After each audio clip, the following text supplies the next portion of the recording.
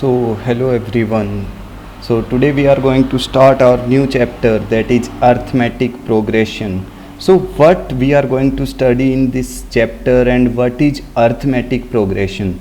See, arithmetic is progression is nothing but basically ये होता क्या है, एक sequence like if I am writing 1 2 3 4 है ना, like this 5 dot dot dot इस तरह से. So I will name it as arithmetic progression. If I am writing the another sequence, अगर मैं फिर से एक sequence लिखता हूँ, suppose I am writing 3, 6, 9, 12, 15, then this I am naming as arithmetic progression. इसको भी मैं क्या बोल रहा हूँ, that this is also a arithmetic progression. Then again if I am writing one more, I'll write here like I will be writing 2, 5, 8, then or 11 dot. Okay, these things if I am writing now, you will say sir what is common in these things, क्या common है इस चीज़ में, और हम इसको arithmetic progression क्यों बोल रहे हैं. देखो अगर तुम इन पे ध्यान दोगे ना, फर्स्ट वन अगर पूरी सीक्वेंस पे ध्यान दो, जो पहले वाली मैंने सीक्वेंस ली है तुम्हारे पास, this one I am talking about, जो पूरी सीक्वेंस है उस पूरी सीक्वेंस में एक चीज़ ध्यान देने वाली है. देखो सबके अंदर 1+1 का गैप आ रहा है, 1+1 2, 2+1 3, तो सबके अंदर गैप आ रहा है +1 का. देख लो पूरी सीक्वेंस जो है +1 के गैप से चल रही है. जो सेकंड वाली में देखो पूरी सीक्वेंस जो है +3 के गैप से चल रही है. थर्ड वाले में फिर से देखो पूरी सीक्वेंस फिर +3 के गैप से चल रही है. That means what, if any sequence is there, कोई भी ऐसी सीक्वेंस है अगर हमारे पास जो एक पर्टिकुलर गैप से इंक्रीज हो रही है या डिक्रीज भी हो सकता है. देखो डिक्रीज कैसे हो सकता है, मान लो मेरे पास यहाँ पे है 11, 9, 7, 5, है ना. अब इस वाली सीक्वेंस में देखो जो मैंने अभी ड्रॉ की है, ये वाली सीक्वेंस हमारी जो है वो क्या हो रही है, एक पर्टिकुलर गैप के साथ ये वाली सीक्वेंस डिक्रीज हो रही है, और वो पर्टिकुलर गैप क्या है, -2. तो if any sequence is there, see if any sequence you are having that is increasing और decreasing with a particular difference, एक पर्टिकुलर डिफरेंस के साथ वो या तो इंक्रीज करे या डिक्रीज करे, ठीक है, तो वो क्या कहलाती है, हमारी arithmetic progression. I hope you are getting, समझ आ रहा होगा कि अर्थमेटिक प्रोग्रेशन क्या होता है. देखो अगर मैं कोई सीक्वेंस लिखता हूँ, अगर मैं यहाँ पे लिखता हूँ 1, 3, 9, 11, ऐसे मैंने लिखा, you will say sir increase तो ये भी हो रही है, 1 के बाद 3 आया, 9 आया, 11 आया, लेकिन देखो ये वाला जो है ना अर्थमेटिक प्रोग्रेशन नहीं है, क्योंकि देखो इसमें जो गैप है वो सेम नहीं है. अगर मैं 3 और 1 के गैप की बात करूंगा तो 3 और 1 का जो गैप है हमारे पास वो कितना है, 2. अगर 9 और 3 के गैप की बात करूंगा तो वो कितना है, 6. तो वही चीज़ मैं समझा रहा हूँ कि अगर हम एपी पढ़ रहे हैं ना, if we are talking about arithmetic progression, हम किसकी बात कर रहे हैं, अर्थमेटिक प्रोग्रेशन की, तो वो गैप जो होता है ना वो थ्रू आउट वो चलेगा, तो वो सेम ही रहेगा. ऐसा नहीं होगा कि एक बार तो 2 का गैप आ रहा है, फिर 6 का आ रहा है, फिर से 2 का आ रहा है, तो ऐसा नहीं होगा. Gap will remain same. वो चाहे वो देखो यहाँ पे जैसे वो हर एक में +1 है, या फिर वो इसमें देख रहे हो तो +3 है, दैट विल रिमेन सेम. वो पूरे में क्या रहेगा, वो सेम रहेगा, ठीक है, वो ऐसे चेंज नहीं होगा कि एक बार +3 एक बार +2. तो एपी का मतलब ही ये है, ठीक है. एपी का मतलब क्या है, एनी सीक्वेंस, मैं देखो ध्यान से फिर से बोलता हूं, any sequence if it is increasing और if it is decreasing with a particular difference, एक पर्टिकुलर डिफरेंस से वो इंक्रीज करे या डिक्रीज करे, उसको हम क्या बोलते हैं, AP. Okay, we write it in short form. हम शॉर्ट फॉर्म में अर्थमेटिक प्रोग्रेशन को क्या लिख देते हैं, एपी लिखते हैं, ठीक है. अब कोई भी जो एपी अगर तुम लोगे, देखो अगर तुमसे पूछा जाए तुम चेक कैसे करोगे कोई चीज अर्थमेटिक प्रोग्रेशन में कोई सीक्वेंस है या नहीं? उनका डिफरेंस, उनका कॉमन डिफरेंस। अब ये कॉमन डिफरेंस क्या होता है? देखो, I will take a arithmetic progression. मैं यहाँ पे एक अर्थमेटिक प्रोग्रेशन ले लेता हूँ, 2, 7, 12, 17 ... Okay, sorry, that is, if this is the arithmetic progression I am having. Now see, इस arithmetic progression में हमें जो सीखना है वो क्या है? कुछ बेसिक चीज़ें हैं, जैसे कि जो हमारी सबसे पहले वाली टर्म होती है, जो सबसे पहले टर्म होती है, इसको बोला जाता है फर्स्ट टर्म। हम इसको क्या बोलते हैं? First term of the AP. Okay, first term. तो फर्स्ट टर्म जो है हमारी, फर्स्ट टर्म को हम रिप्रेजेंट किससे करते हैं? हम इसको रिप्रेजेंट करते हैं by using A. A is the first term. A को हम क्या बोलते हैं? First term. तो ए क्या है हमारा यहाँ पे? 2। ए क्या है देख लो, जो फर्स्ट टर्म है, you can check this one I am talking about. So this is what? 2। तो फर्स्ट टर्म को हम रिप्रेजेंट करते हैं by 2। Then we talk about the difference. Because AP में देखो, एपी अगर है तो वहाँ पे एक डिफरेंस आता है। जब भी हम एपी की बात करेंगे तो वो क्या आएगा? डिफरेंस। उस डिफरेंस को हम लोग क्या बोलते हैं? कॉमन। हम उसको क्या बोलते हैं? Common difference. Okay, common difference. अब जब हम बात करते हैं कॉमन डिफरेंस की, तो कॉमन डिफरेंस को हम रिप्रेजेंट करते हैं by D, and D is equal to. अब इस वाली एपी में कॉमन डिफरेंस को देखो, जब भी हम एपी की बात करेंगे तो हम कॉमन डिफरेंस को किससे रिप्रेजेंट करेंगे? We are representing common difference by D. और डी को हम किससे रिप्रेजेंट करते हैं? डी हम कैसे निकालते हैं? डी को निकालने के लिए फॉर्मूला होता है A2 माइनस A1। अब ये A2 और A1 क्या है?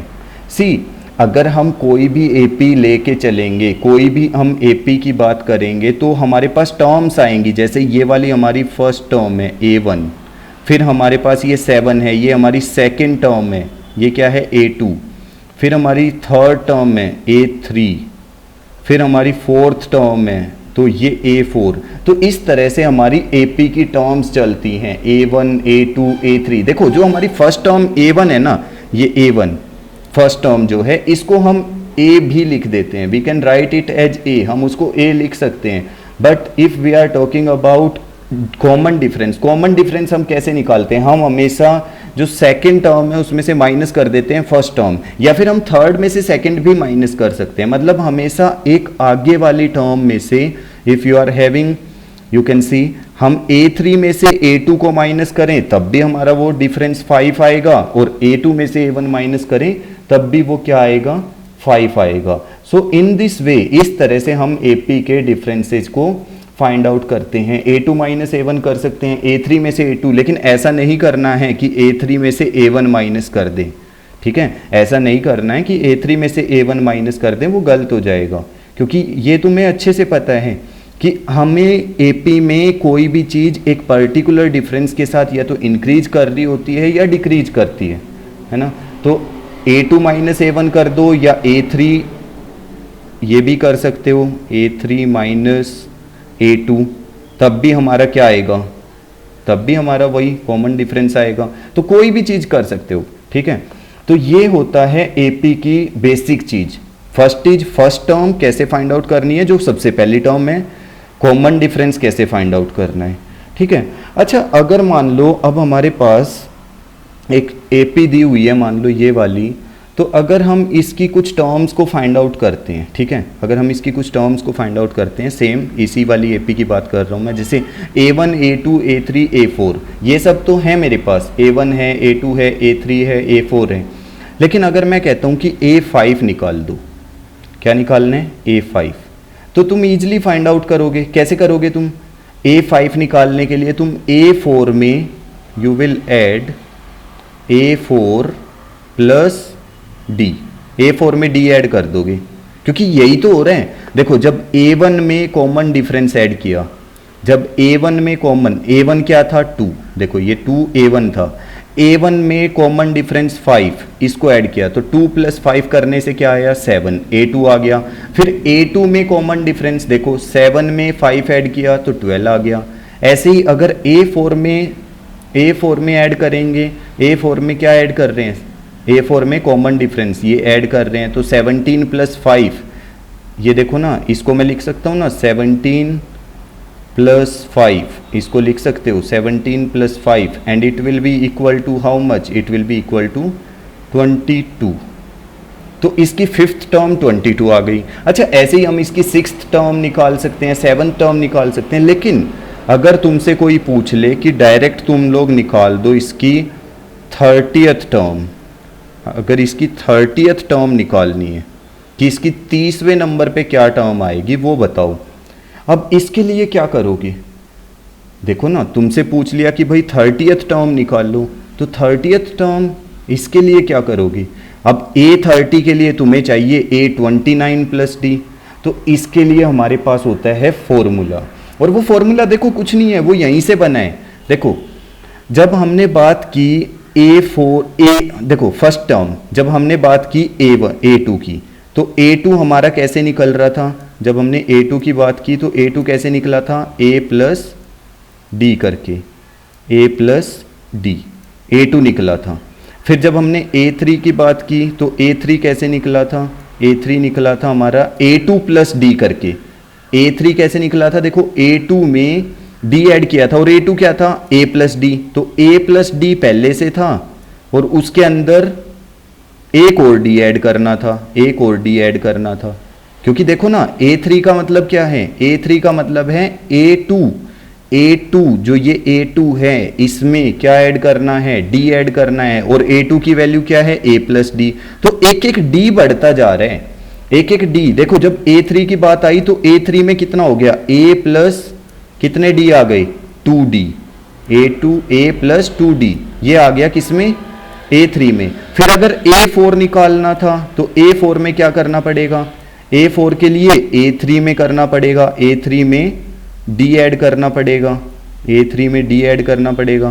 तो अब एक चीज चेक करो, अगर हम A3 में D ऐड करेंगे, A3 की वैल्यू क्या है, A + 2D, तो A3 में D ऐड करने के लिए हमें क्या करना पड़ेगा, A + 2D में एक और D ऐड करेंगे तो A4 क्या आ जाएगा, A + 3D, A + 3D। देखो जब हम A4 की बात कर रहे हैं तो A4 क्या आ रहा है, A + 3D, इसका मतलब क्या हो रहा है, देखो इसको ध्यान से देखो, इसका मतलब क्या है, जब हम A4 निकाल रहे हैं, जब हम A4 निकाल रहे हैं तो A + 3D बन रहा है, A4 क्या बन रहा है, A + 3D, तो इसका मतलब A30 निकाल लेंगे तो A30 क्या बनेगा, A30 अगर निकाल लोगे तो A30 क्या बनेगा, A + कितने D बनेंगे, देखो ना 30 से एक कम बनेगा, 30 से एक, क्योंकि देखो जब 4th निकाला तो यहाँ 3 बन रहा है, जब 3rd निकाला तो यहाँ 2 बन रहा है, तो A30 निकाल लेंगे तो A + 29D बनेगा। How much, A + 29D।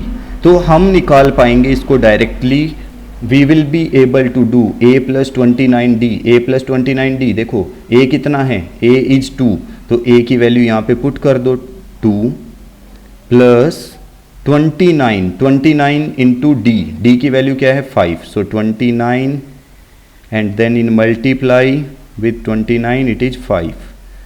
तो ये क्या बन जाएगा, what it will be if we will take this one, तो ये बनेगा it will be 2 plus 29 into 5, okay, 5 9 जा 45, 5 2 जा 10 plus 4 145, so what will be our answer, what will be our answer, 147। that means what, if we are finding out A30 यानी कि 30th term अगर find out कर रहे हैं तो 147। तो इससे तो हमें एक चीज़ मिल गई, इससे हमें मिल गया एक फॉर्मूला। कौन सा फॉर्मूला मिल गया है, देखो इससे हमें फॉर्मूला मिल गया है कि अगर हमें कोई भी टर्म निकालनी है, an, I am writing n, कि अगर हमें कोई भी टर्म निकालनी है, मतलब A12 A13, यहाँ पे n क्या है, वो टर्म है जो हम फाइंड आउट करेंगे, हमें कोई भी टर्म निकालनी है तो an के लिए फॉर्मूला क्या बन गया है, A + with in bracket n - 1 into D, ये फर्स्ट फॉर्मूला हम लोगों को मिल गया है, a plus n minus one into D, ये वाला जो फॉर्मूला है ये यूज होगा हमारा AP में। ये an का फॉर्मूला है। an क्या है? वो टर्म जो हम, जैसे अभी हमने देखो ना 30th टर्म निकालनी थी तो हमने क्या किया, a plus 30 minus one, 30 minus one, देखो n की वैल्यू क्या है 30, 30 माइनस वन करने से 29। तो इस तरह से हम an equal to a plus n minus one D, ये फॉर्मूला यूज करके वी कैन फाइंड, हम डायरेक्टली फाइंड आउट कर सकते हैं क्या, AP की कोई भी टर्म जो हमें फाइंड आउट करनी हो। Okay, let's see some of the questions of your exercise. अगर हम बात करें कुछ क्वेश्चंस की यहाँ से, तो देखते हैं क्या क्या क्वेश्चंस हैं हमारे पास। अगर तुम्हें ये फॉर्मूला, ये एक पैटर्न समझ आ गया ना, तो you will be able to solve, बहुत ईजिली सोल्व कर लोगे। अच्छा देखो, जैसे हमारे पास ये एक्सरसाइज है, अच्छा ये तो हम चलो बाद में बात करेंगे, पहले क्वेश्चन नंबर 2 की करते हैं, क्योंकि स्टेटमेंट टाइप क्वेश्चन हम बाद में कर सकते हैं। पहले एक बार बेसिक क्वेश्चंस पढ़ते हैं।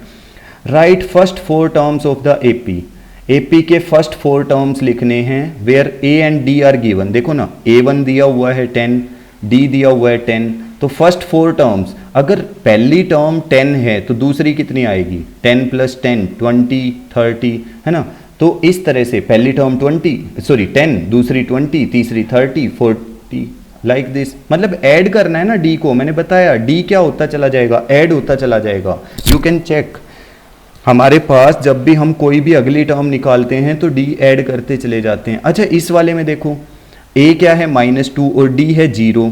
अब देखो अगर A -2 है और D क्या है 0, तो -2 प्लस 0, अगली टर्म भी -2 आएगी, फिर उससे अगली टर्म भी -2 आएगी, सारी टर्म सेम आती चली जाएंगी।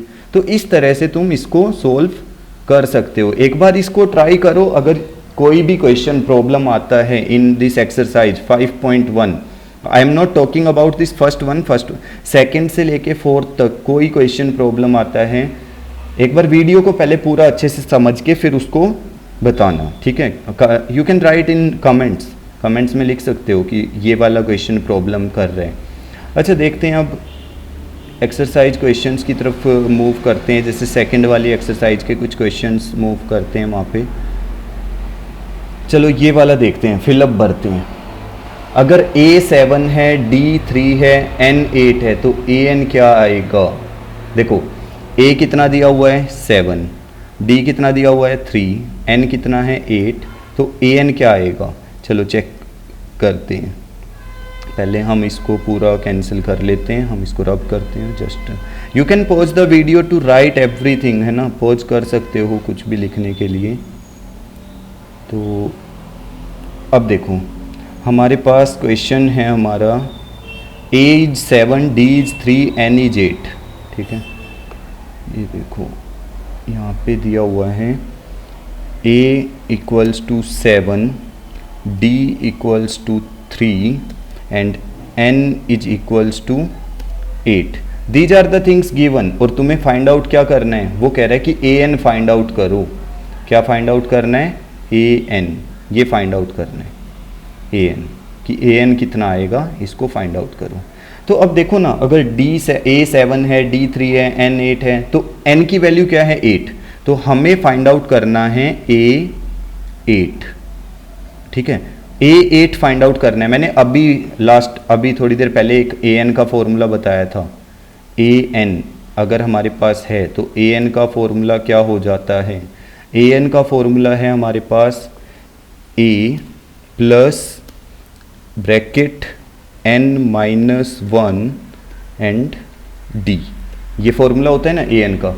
तो अब देखो A8 निकालना है, तो A8 निकालना है तो ये आ जाएगा A प्लस n-1 करेंगे। देखो यहाँ पे ध्यान दो, n-1 ये दिया हुआ है ना, n-1, तो n-1 करेंगे 8-1, यहाँ पे 8-1 करने पे कितने D बचेंगे 7D, तो A plus 7D।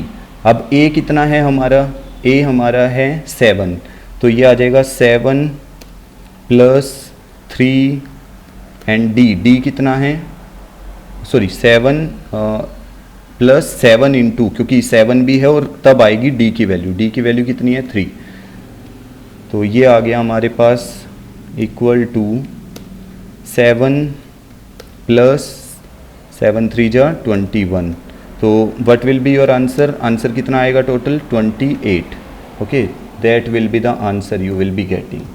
Okay, so you can just see, मतलब पूरा एक प्रोसेस है, उसके बाद तो कैलकुलेशंस है। अगर तुमने एक बार पूरा ये समझ लिया ना कि करना कैसे है, उसके बाद इतना टफ नहीं है, फिर कैलकुलेशंस हैं। ठीक है, अच्छा एक और क्वेश्चन देखते हैं इसी में से कोई एक पार्ट हम।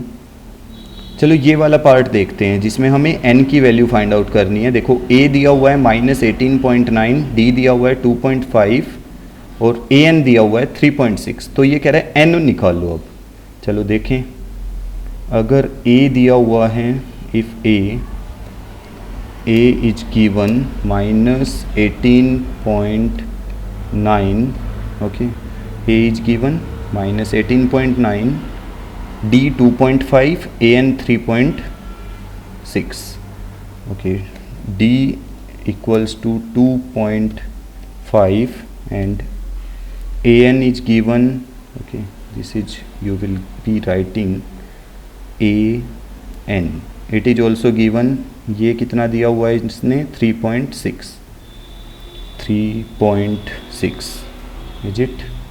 let's check once, yes, and you need to find what? n। अब तुम लोगों को फाइंड आउट क्या करना है? n फाइंड आउट करना है। This is what you need to find, ये n फाइंड आउट करना है। तो देखो ना, कुछ नहीं करना है, सारा ये फॉर्मूले में देखो हमारे पास एक फॉर्मूला ऑलरेडी यहाँ पे एग्जिस्ट करता है, ये देख सकते हो तुम, ये वाला जो an का फॉर्मूला है, ये वाला एक ही फॉर्मूला है, ये वाला। ठीक है, इसमें जो वैल्यू नहीं है ना, बस उसको पुट करना है, जो तुम्हारे पास नहीं है उसको वैल्यू को पुट करना है।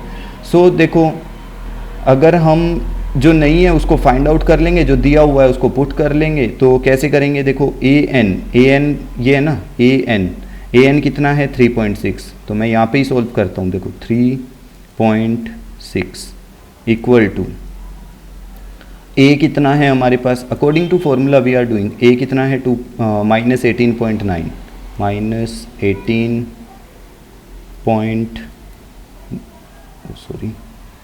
-18.9 देन प्लस, अब देखो n-1 तो हमें n तो फाइंड आउट करना है, तो n की वैल्यू हम पुट नहीं कर सकते हैं, n हमारे पास नहीं है, तो n-1 और d कितना है हमारा? d है हमारा 2.5। मैं उसको ब्रैकेट में ले रहा हूँ, यू कैन सी मैंने ब्रैकेट में लिया है 2.5 को। क्यों लिया ब्रैकेट में? क्योंकि ये मल्टीप्लाई होता है n-1 के साथ, यहाँ पे ये देखो ना मल्टीप्लाई में है ये। ठीक है, तो दैट्स वाई उसको मैंने क्या लिया? ब्रैकेट। अब देखो ये -18.9, ये वाला -18.9 जब ये लेफ्ट साइड जाएगा इक्वल के लेफ्ट साइड, ये क्या हो जाएगा? प्लस। तो it will be how much?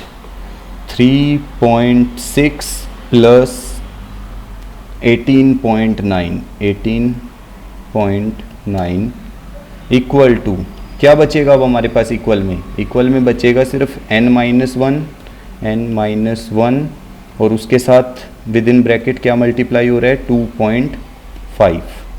ये 2.5 जो है उसके साथ मल्टीप्लाई हो रहा है। देखो 3.6 प्लस 18.9 इक्वल्स टू n-1 और ये 2.5 उसके साथ मल्टीप्लाई। अब इनको ऐड कर दो, 3.6 को ऐड करो 18.9 में, how much it will be? 9 + 6 15, 18 3 21 22, so 22.5 ये आएगा। 22.5 equal to n-1, okay, you can put it in bracket n-1 and then here in bracket what is in multiplication with it? 2.5। ये यहाँ पे क्या हो रहा है? मल्टीप्लाई। Okay, now 22.5। अब देखो क्या होगा? Now what will happen? 22.5 तो ये ऐसे ही रहेगा, ये 2.5 इधर ये क्या है? मल्टीप्लाई में, इधर आके क्या हो जाएगा? डिवाइड। 2.5 equal to n-1। अब देखो ये डेसिमल कैंसिल आउट, क्योंकि डेसिमल के बाद एक ही डिजिट है, तो ये डेसिमल क्या हो जाएगा? Cancel out. And now we will cancel it. 25 1 जा, 25 9 जा। ओके, सो देखो हमारे पास क्या बचा है, n-1 इज इक्वल टू 9, देख लो ना, यही तो बचा है, n-1 इक्वल टू 9, तो n will be equal to what, 9 plus 1, okay, क्योंकि ये 1 उधर जाके प्लस, तो n इज इक्वल टू 10, तो ये आंसर आ जाएगा हमारा n equal to 10, this is the answer we are getting, है ना। सो जस्ट ट्राई करो, एक बार इस कंसेप्ट को अच्छे से समझो, एपी का जो भी हमारा ये कंसेप्ट है इसको ध्यान से समझो और इन क्वेश्चंस को ट्राई करो। 5.1, 5.2 एक ही फॉर्मूला लग रहे हैं, है ना, तो इतना टफ नहीं है। जो फाइंड आउट करना है उसको बस फॉर्मूले में एज इट इज़ रहने दो, जिसकी वैल्यू पता है उसको पुट कर लो, ठीक है। So you can try and you can ask in comment section if any question you face as doubt, तो वो पूछ सकते हो, I will solve it. So that's all.